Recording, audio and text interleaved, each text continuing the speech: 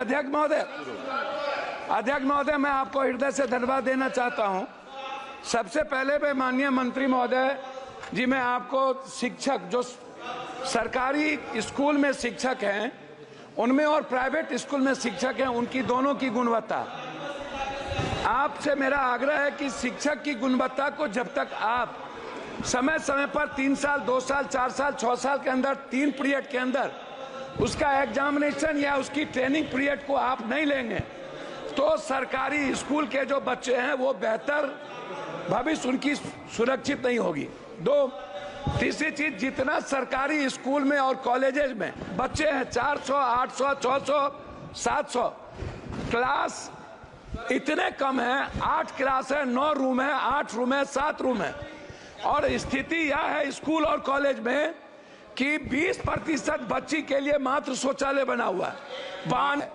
मेरा कहना यह है कि जो बिहार या देश की जो सरकारी स्थिति है, आप सबसे ज्यादा बिहार कोटा में बिहार जाते हैं पढ़ने के लिए, आपको पता है अध्यक्ष महोदय, और कोटा में अगले साल लगभग 600 से 700 बच्चे किस तरह डिप्रेस के चलते आत्महत्या किए हैं, आपसे कोई चीज छुपी नहीं है।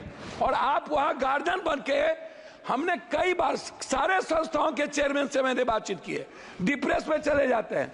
मेरा सबमिशन इस बात को लेकर के है कि बिहार के बंटवारे के बाद ना तो एक नेतरहाट खुली, ना तो सैनिक स्कूल खुला, ना ही केंद्रीय विश्वविद्यालय को तवज्जो मिली, ना जमीन मिली, ना नवोदय विद्यालय पर फोकस किया गया, ना सेंट्रल स्कूल पर फोकस किया गया, ना पंचायत में कस्तूरबा गांधी पर फोकस किया गया। बच्ची के लिए कोई सुविधा नहीं। हम लोगों ने केंद्रीय विश्वविद्यालय का मांग किया था पटना यूनिवर्सिटी को लेके। एक केंद्रीय विश्वविद्यालय भारत सरकार के द्वारा मोतिहारी में खुली, जिसका इतना अनैतिक है। शिक्षा मंत्री महोदय, मैं चाहूंगा कि हर परिस्थिति में वहां के जो विश्वविद्यालय के वीसी है उनकी पूरी कदाचार की जांच जो मोतिहारी है उस पर, और पटना केंद्रीय विश्वविद्यालय को बनाने का मेरा आपसे आग्रह हो। एक पूर्णिया कोसी सीमांचल का पूरा दूसरा उपराजधानी, मैं पॉइंट पर दूसरी उपराजधानी है मेरा, मैं 2 मिनट में खत्म कर दूंगा अध्यक्ष महोदय, थोड़ा दूसरी उपराजधानी है। क्या आप केंद्रीय विश्वविद्यालय बनाने के लिए पूर्णिया कॉलेज को आप देखे हैं? दूसरा चीज है डीएलएड और बीएड। लगभग सरकारी कॉलेज में डीएलएड और बीएड को आपको खोलना चाहिए, क्योंकि शिक्षक को बढ़ाने की जरूरत है। उसमें हम कस्बा में और जगह चाहते हैं, इंटर कॉलेज को हम चाहते हैं रुपौली, और साथ साथ हम चाहते हैं कोढ़ा। इंटर कॉलेज हमारे क्षेत्र में सबसे ज्यादा कम है, उसमें हम आगे आपसे आग्रह करेंगे।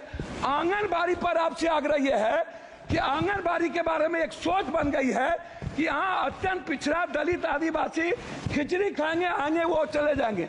आंगनबाड़ी की सेविका की ना तो उसका क्वालिटी है, ना कोई क्वांटिटी है, ना उनकी तनख्वाह बढ़ती है, और ना ही बच्चों को आने का कोई सुविधा है। मेरा आग्रह इतना है आपसे कि जो बच्चे जाएं, जो कॉलेज के बच्चे हैं, लगभग कोचिंग के लिए बाहर जाते हैं, क्लास से बच्चे चले जाते हैं, स्कूल के बच्चे खिचड़ी खाने के बाद 80% चले जाते हैं, वो नहीं पढ़ते हैं। कॉलेज के बच्चे नहीं पढ़ते हैं, वो कोचिंग में चले जाते हैं। ये जैसे डीपीएस है, डीपीएस पर हाई कोर्ट ने कहा है, लास्ट कर रहा हूं, हाई कोर्ट का आदेश है डीपीएस पैसा बहुत ज्यादा लेता है, उसको रोक लगाया जाए, नहीं लिया जाए। डीपीएस के जो संस्थापक हैं वो लगातार गलत कर रहे हैं। जैसे अंत में अध्यक्ष महोदय एक सेकंड में खत्म में बात खत्म करिए तो अध्यक्ष महोदय एक सेकंड यूपीएससी, बीपीएससी या एसएससी का जो एग्जाम होता है, एग्जाम के बाद उसके जो रिजल्ट है वो 3 महीना 4 महीना बाद क्यों? इससे बच्चे के भीतर डर है कि हमारी हेराफेरी होती है। मैं चाहता हूं जिसका फॉर्म भरा जाए बच्चे का, यूपीएससी, बीपीएससी, एसएससी या कोई भी ऐसी कंपटीशन में, उसका एग्जाम हो और 15 दिनों के अंदर उसका रिजल्ट निकाला जाए। रिजल्ट निकालकर उसकी ज्वाइनिंग की व्यवस्था की जाए, तभी एग्जाम हो।